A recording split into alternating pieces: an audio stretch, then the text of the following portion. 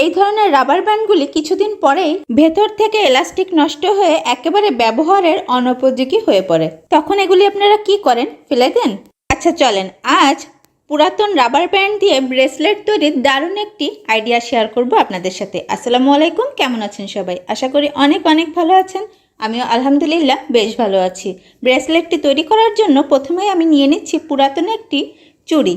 আর একটা কথা, ব্রেসলেটে যে তৈরি করতে হবে এমন কোনো কথা নেই। আপনারা চাইলে এই রাবার ব্যান্ডগুলির ভেতরে আবার এলাস্টিক সেট করে রিউজ করতে পারেন। মাত্র 20 টাকার এলাস্টিক কিনলে আপনি অন্তত 50টি রাবার ব্যান্ড ইজিলি রিউজ করতে পারবেন। সেক্ষেত্রে ব্যান্ডটির যে অংশটি আপনি কেটে ফেলবেন সেই অংশটি হাতে একটু সেলাই করে নিলেই চলবে। তো আমি একটি চুড়িকে কেটে তার ভেতরে রাবার ব্যান্ডের রাবারটি ফেলে দিয়ে বাকি কাপড়ের অংশটি ঢুকিয়ে সেট করে নিয়েছি। আর একেবারে শেষের দুই মাথায় স্টোন এবং চেইন সেট করে দুটি করে পার্ল সেট করে নিয়েছি। এভাবে ছোট বড় সবাই কিন্তু আমরা রাবার ব্যান্ড ইউজ করে দারুণ দারুণ ব্রেসলেট তৈরি করে ফেলতে পারি। আমার আজকের আইডিয়া আপনাদের কেমন লাগলো অবশ্যই জানাবেন। ভালো থাকবেন সবাই, আল্লাহ হাফেজ।